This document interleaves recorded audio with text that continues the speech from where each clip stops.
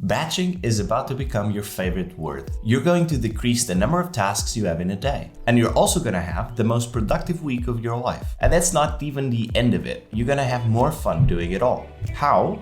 Because batching tasks saves time and prevents distraction. You can use it to improve your work and your personal life too. And you have actually tried it before. We all have.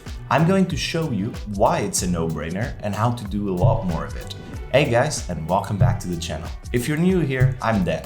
In this channel, we talk about productivity and performance in order to lead a happier life. So consider subscribing to the channel to get new videos from me every week. And now let's go back to batching. Now here's a classic situation. You're busy working and you get a notification in your computer. It's a new email in your inbox. Then what? Do you reply to single emails as they come in? Let me ask something else. Do you also turn the washing machine on for just one sock? Now you should be giving the same answer to both questions. They are prime candidates for using a productivity technique known as batching. Needless to say, I love batching, and by the end of this video, you'll fall in love with it too. So let's dive in. So what is batching? To explain batching in its simplest terms, we can think about laundry. So you wouldn't do your laundry every time you have a new pair of dirty socks. You want to wait for a certain critical mass of dirty laundry to accumulate and then you do a wash.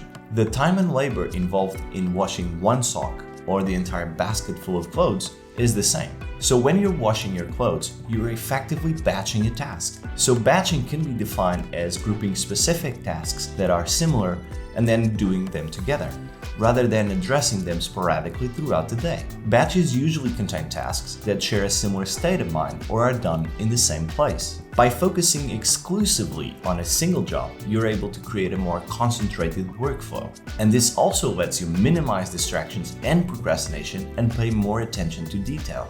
So you set aside an intentional amount of time for intentional tasks and make an intentional effort to not allow the distractions and interruptions of others to break your focus. And after that block of time is up, you take a planned break and then you begin the next block of focus time. So each block of focus time is dedicated to one task or set of similar tasks. And so the benefits of using this productivity technique are pretty serious. Higher productivity, better results, and less stress. There are a lot more benefits of using batching. So let's look at those in the next section. So there are a lot of reasons why batching is so effective. And the first thing I want to talk about is setup costs. Setup cost is the time that it takes you to get ready to do a task. And a simple example here is weekly shopping.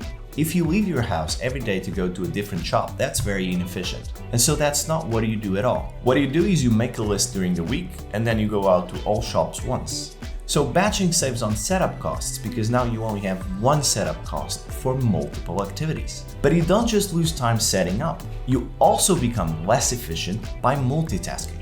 And so batching also reduces what are called switching costs. Now here's the thing, the brain is not built to multitask. It cannot focus on two things at the same time.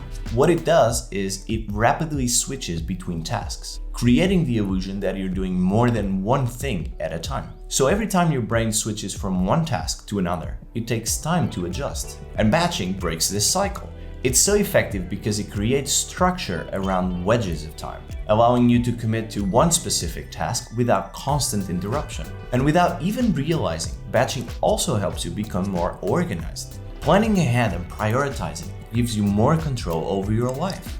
And having that structure takes a huge amount of weight off your mind. Having one thing to think about at any moment creates simplicity and decreases stress. When it comes to doing a scheduled task, that's the only thing that your brain needs to focus on.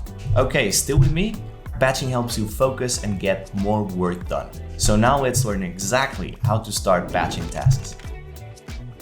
The art of batching is knowing when to do it. There are no secret tricks. You just have to figure out which tasks can be batched. And a good place to start is figuring out what tasks you currently do and when. So step 1 is to make a list of all your recurring tasks. Go through your schedule and make a list of all the tasks that you do on a regular basis. And you can do this for your work life and also your personal life. The more you have to work with, the more chances you have to use batching. Okay, so once you have done that, we can start batching.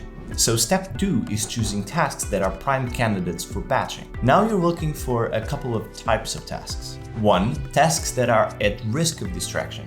like creative writing. 2. Work that is tedious but relatively easy, like filling receipts and invoices. 3. Tasks that require a lot of setup or travel, like grocery shopping or cooking. And 4. Tasks that cause distraction, like phone calls, messages, and email. You need to get a bit creative at this stage. It's very easy to just say, I couldn't possibly put my phone on silent and return all the calls in the afternoon. Now, that might be true, but you have to be willing to change assumptions if you're gonna benefit from batching. And also keep in mind that some tasks, like writing an article, can be split into subtasks. It can be broken down into like research, outline, first draft, editing, publishing, promotion, and so on. And then you can batch the subtasks together. For example, doing all the research necessary for 5 or 10 articles. So after doing this quick exercise, you have the tasks that you're going to be batching. Now for step 3, you're gonna create time blocks in your schedule. So I talked about time blocking in a previous video. Time blocking is a method of combining task management and your calendar. Basically, you create blocks of times in your day and give them tasks to focus on. So you're going to create set periods of time with the batches that you have created. These will be your batching blocks. And here's a pro tip in terms of timing for your batching blocks. You want to work with your energy levels rather than against them. Here's what I mean. You want to batch high value and cognitively demanding work, also known as deep work, for when you feel most awake and focused. And for most of us, that period will be the morning. And then what you want to do is batch low value work for low energy parts of your day. For example, if you're the kind of person that loses energy just after lunch, you can schedule all your email for that period. Or if you run out of energy in the late afternoon, you can reserve that space for team admin. Batching can become a very powerful tool, so keep looking for opportunities to make it work for you.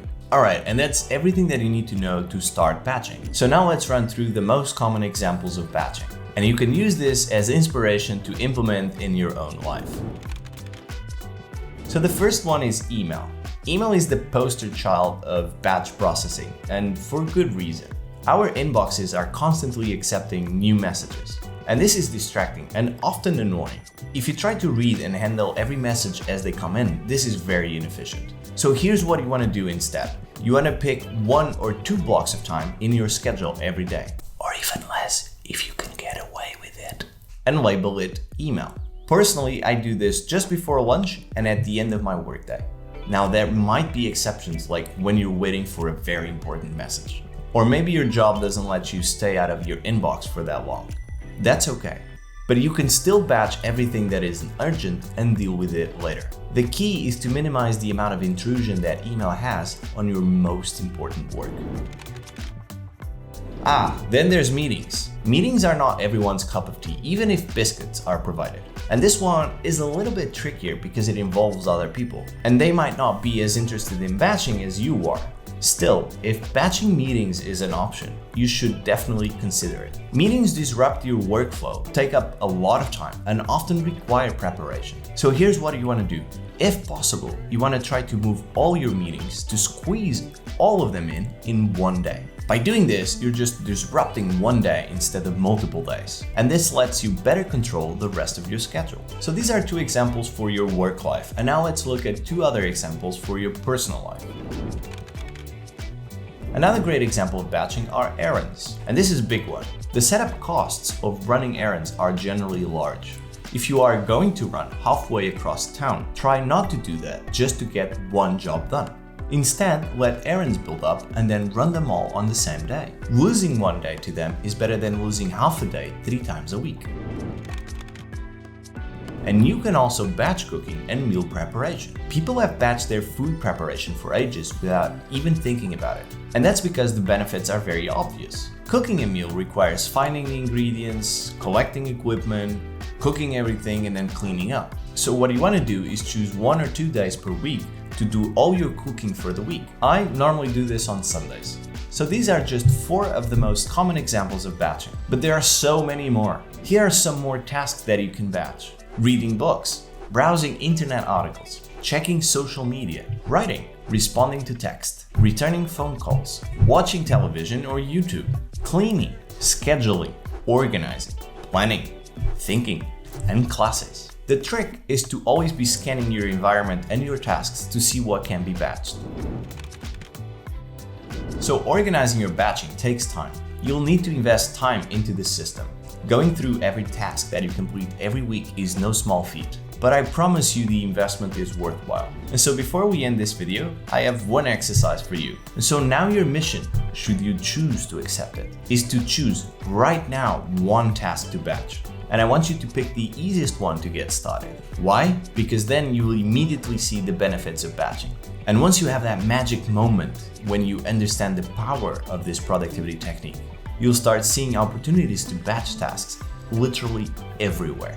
So let me know in the comments what tasks you normally batch and which ones you're going to try. And also let me know your results so we can compare notes. So that's it for this video on one of my favorite productivity techniques. If you enjoyed this video, please like, comment, and also subscribe to the channel. And that's everything for me today, and I'll see you on the next video.